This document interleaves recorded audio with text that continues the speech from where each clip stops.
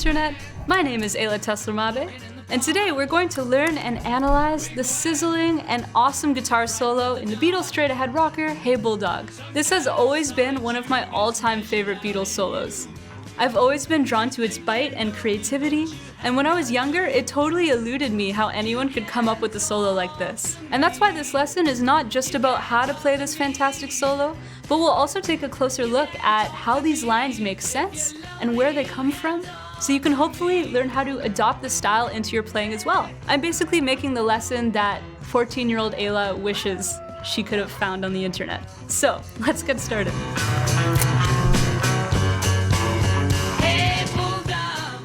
Hold on, Ayla.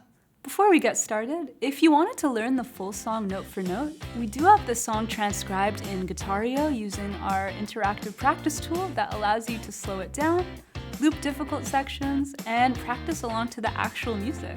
Just head on over to guitareo.com/trial if you wanted to give it a try. Now let's get back to the video.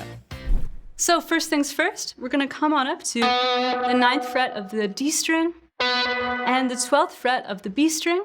We're playing the note B, and I'll talk about why that's relevant in a second, but basically, you don't want any other strings ringing out, especially the G string in between those two notes. That would sound pretty bad.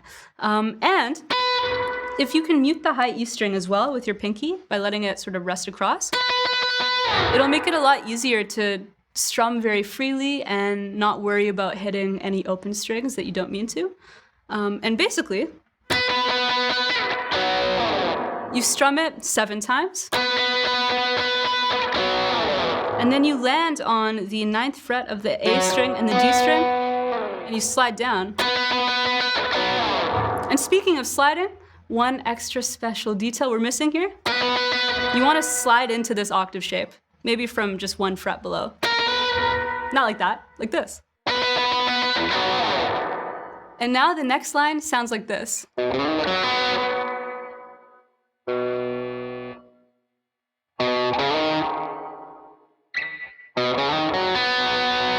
And then, you're sort of letting that note ring out while you play the 4th fret of the D and G strings. This all sounds great because at this moment in the solo, we're playing over a B major chord. So we start on the note B, and we end up outlining some notes that come from B major pentatonic.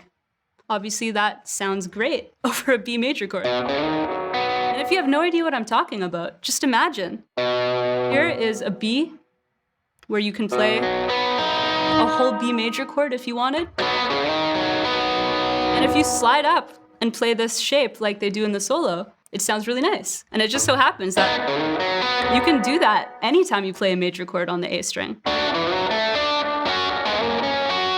So it's pretty cool to start to notice these patterns on the guitar, because even if you don't understand the theory behind it, if you see the way all of these lines fit together, you might be able to start integrating that into your own solos and your own playing. So I wanted to point that out. And yeah, this is what we have so far, and then I'll play the next line so you can start getting a feel for what this is supposed to sound like.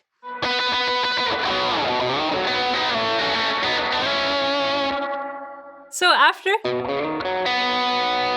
you land in this shape, what you want to do is now slide down from the 4th fret to the 2nd fret. And you definitely want to get the B string in there as well. And then you end up playing down, down. And the thing with this solo is I can listen to it 2 times in a row and sort of hear the strumming pattern a little differently, because some of the notes are very subtle. But essentially, I do believe you're getting that sort of strumming pattern. And then you come back up to the 4th fret. And then you land on the 6th fret of the G string, 5th fret of the B string. And the reason this all makes sense is because the chords underneath are B major, A major. So after you play this nice lick to outline the B major, you're now over the A major chord playing notes that come from the A major scale, which sounds really lovely.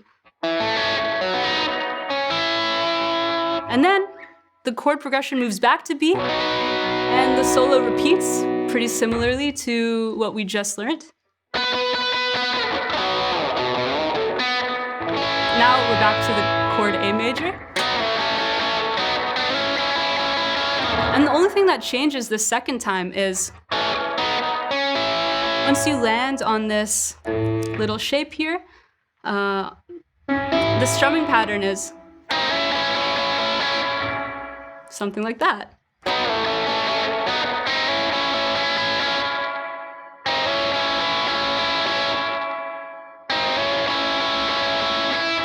So now if you put the first and the second time that motif happens together, it sounds like this.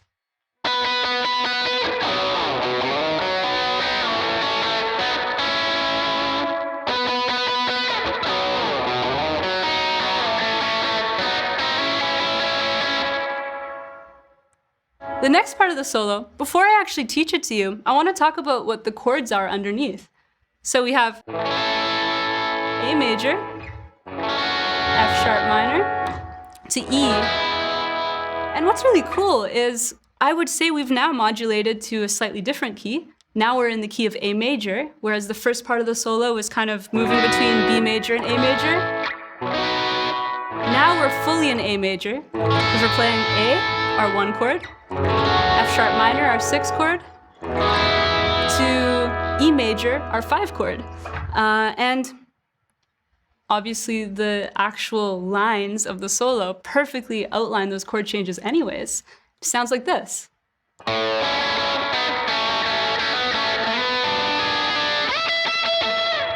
So, start by playing open A string very subtly. And then you come back to that familiar shape on the 6th fret and the 5th fret of the G and B strings. And quick note, if you know your A major chord, you might notice that those frets fall perfectly within that chord shape. You're playing the major 3rd and the 5th of an A major chord, which are wonderful notes that always sound great in a major chord and over a major chord. So after you do that, and strum down, up, down like that, you come down to the 4th fret of the G and B strings, and then down to the 2nd fret, play it twice, and then you hammer onto the 4th fret. I'm using my ring finger for that because that just makes a lot of logistical sense. And then back to the 2nd fret. So now we have, and what's happening here is we're playing that first bit over the A major chord, and then now we're over F sharp.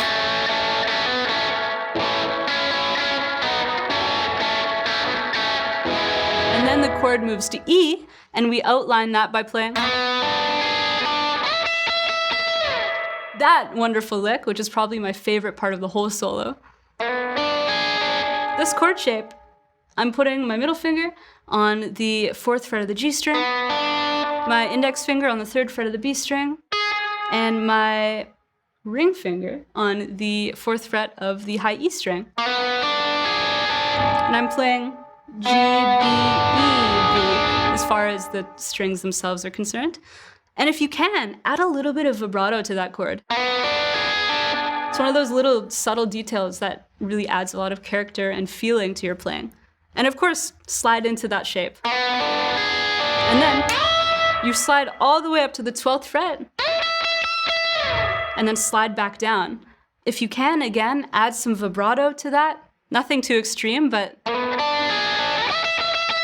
just adds that character to it. The reason this works so well, little theory moment, it's okay if this goes over your head, but I want to just plant the seeds for understanding. So maybe even one day you'll come back to this and be like, oh, I understand where that comes from. Because we're in the key of A major, E is our 5 chord. And in a major key, you can always make your 5 chord dominant. You can hear it sounds a little bluesier, right? And basically, this chord shape is outlining an E dominant sound. So it works perfectly. Builds lots of nice tension. And then you're sliding all the way up to the 12th fret, which happens to be the note E, right? So I think that makes a lot of sense over an E chord. And I think the beauty of the solo is, even without any chords playing behind you, if you just play these lines on their own, you can totally hear those chord changes going by, which is why it's so melodic and so beautiful. So again, if you put everything in the solo together, play it a little bit slowly, this is what it could sound like.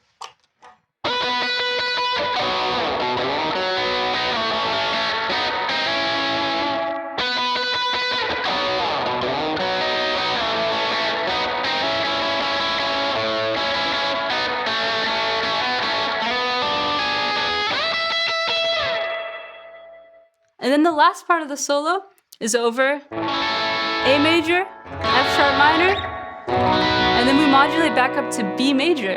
And of course, we'll hear that reflected in the actual solo. And this is what it sounds like.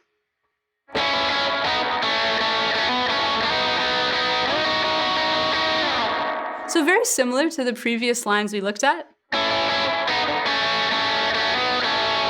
Now what changes is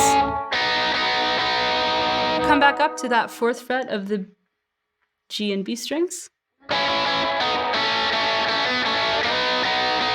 you slide up to that and play it 1, 2, 3. Before moving up to this chord shape, here at the 8th fret of the G string and the 7th fret of the B string, which you play 7 times, and just like with most of the solo, you want to slide up to that.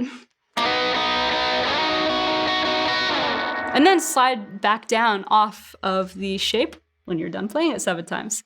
And the reason that works so well over the B major chord is because you're outlining some very essential notes from B major, landing on the 3rd and the 5th of B, which again you can see falls perfectly within that major chord shape, and is very similar to what we played previously in the solo over A major. So this is a cool line to take note of, because you might be able to use it in your own playing. Now if you put everything together, this is what you have.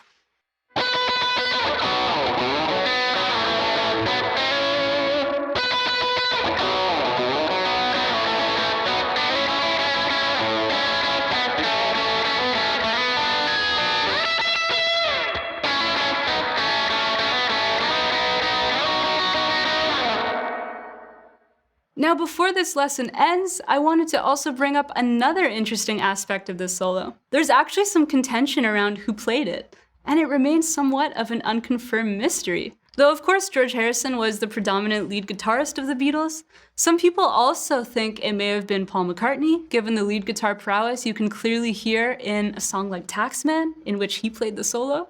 Or some people think it was John Lennon, who was also known to dabble in lead guitar, as we can hear in a song like Get Back, for example. Now, what's interesting is some footage surfaced of John borrowing George's Gibson SG during the recording sessions for this track, which we know is the guitar that this song was recorded on. And many people seem to hear John's jagged guitar sound in the playing of the solo. That being said, I personally think the choice of notes and the finesse in the playing couldn't have been anyone but George. And even the sound engineer apparently says so as well, but we wanted to see what you all thought, so please, by all means, feel free to discuss this in the comments below. I'm very interested in reading what you have to say. On one last point, if you try to play this along to the original track, you'll notice that it's a little out of tune, because I think the song itself is like 20 cents sharp. So if you tune your guitar 20 cents sharp of standard tuning, or find a track and pitch it down about 20 cents, then you'll be able to find some congruency between the track and your guitar. I hope you enjoyed this lesson as much as I enjoyed sharing my love of the Beatles with you. For now, I hope you have a great day, and I'll see you soon, I hope.